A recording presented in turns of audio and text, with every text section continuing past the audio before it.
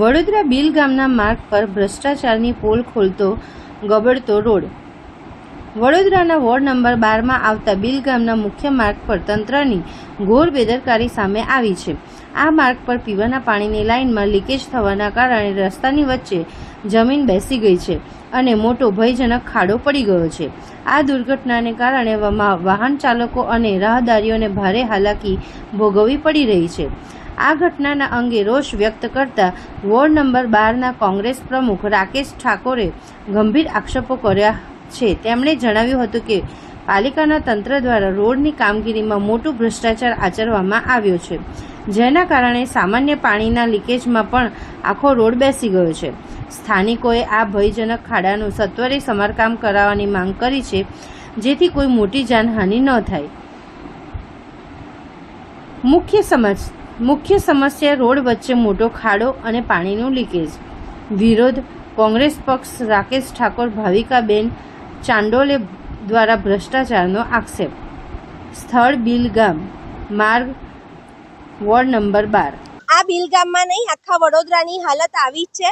અત્ર સર્વત્ર ભૂવા ને ભૂવા, જાણે મહારાજા સયાજીરાવ ગાયકવાડે કોઈ ખજાનો બાકી મૂક્યો હોય અંદર અને શોધવાનું ભૂલી ગયા હોય એમ નકશા વગર આખું વડોદરા ખોદી માર્યું છે। આ લોકોને જ્યાં સુધી એ ખજાનો નહીં મળે ને ત્યાં સુધી આની ઘોર નહીં મૂકે, ખોદ જ ચાલુ રાખશે।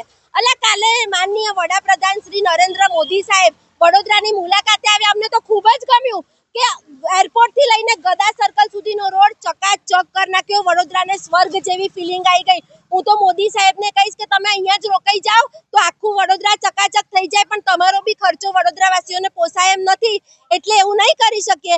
પણ મહેરબાની કરીને તમારી વિઝિટ વધારી લો તો આ અધિકારીઓ જાગે।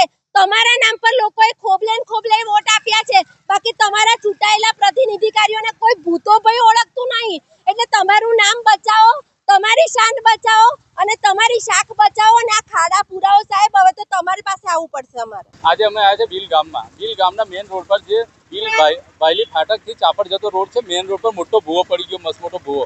વિચાર કરો, અકોટા તો ભૂવા રોડ તરીકે ઓળખાતો, હવે આ ભૂવો અટલાદરાથી આગળ આવીને બીલ ગામમાં ઘૂસી ગયો। અધિકારીઓને કહેવા માંગુ છું, તમે અહીંયા આવીને જુઓ અને ચૂંટાયેલા પ્રતિનિધિઓ એમને કહો બીલ ગામમાં જોવા આવજો। હાલત કેટલી ખરાબ છે, લોકો એમને નતા તમને બગાડતા, એનું કારણ હતું આ। અત્યારે બી આ હાલત આટલી ખરાબ છે, વિચાર કરો, રોડ વચ્ચે કોન્ટ્રાક્ટરની ઘોર બેદરકારી, એના કારણે આ કેટલું ખરાબ હાલત છે, આખો રોડ ખોદી ગયો।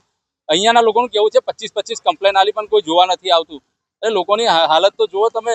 ખાલી 5 વર્ષે વોટ લેવા આવો છો, પણ જનતાની સમસ્યા માટે બી જાણવા માટે બી નીકળો કોઈ વાર, નહીં તો જનતા જે કર્યું એ આગામી 5 વર્ષો લગીને આ જ ધંધો કરશે। જંજાબી